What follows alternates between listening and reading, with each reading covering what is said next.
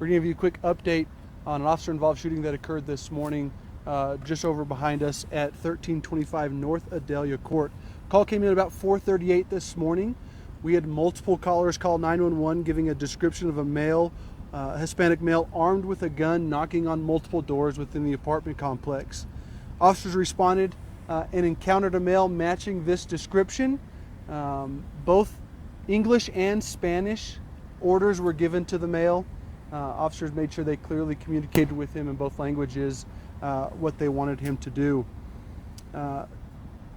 After giving the male multiple commands, officers did fire their weapons at this male. Immediately after firing their weapons, medical was called to the scene to administer aid. Officers then began administering CPR to the male.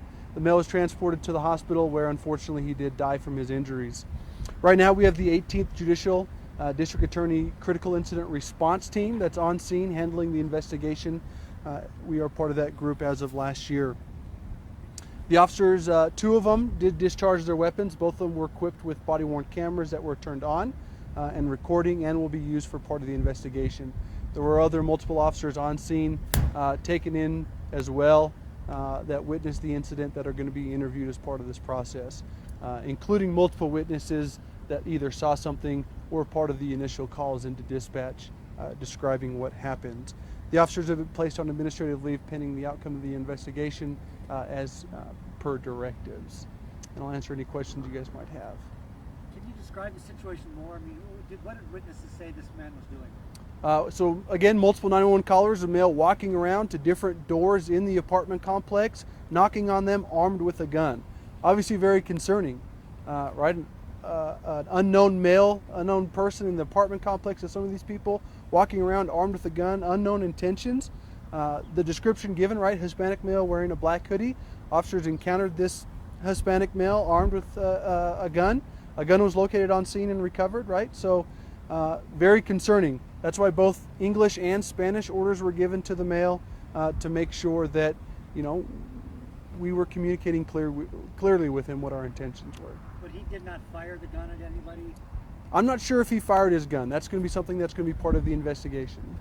Was he yelling or making threats while going door to door? You know, I'm not sure that exactly. We have contacted a lot of those witnesses who are going to be brought in as part of the investigation, and that may be something that we learn, but as of now, I don't have any of that information.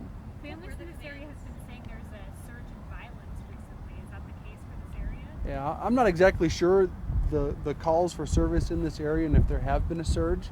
Right, we just had an officer-involved shooting the other night. We had the homicide that was connected to that on Friday. These are obviously very concerning events, right? That people feel the need to arm themselves, and especially when they encounter law enforcement, to be armed. What were the commands that officers were giving? I don't know the commands that they were giving, right? I just know the officers, both English and Spanish commands were given. I'm assuming somewhere along the lines of drop the gun or show me your hands or something along those lines. But that's something that obviously, once we're able to release the body cam, we'll be able to know exactly what they were saying. But anything more about the deceased, who he is, where he's from, address? Only thing we have right now is a 30-year-old male, Hispanic. All right, so we'll be issuing a news release here shortly, kind of covering some of these details that we've shared today.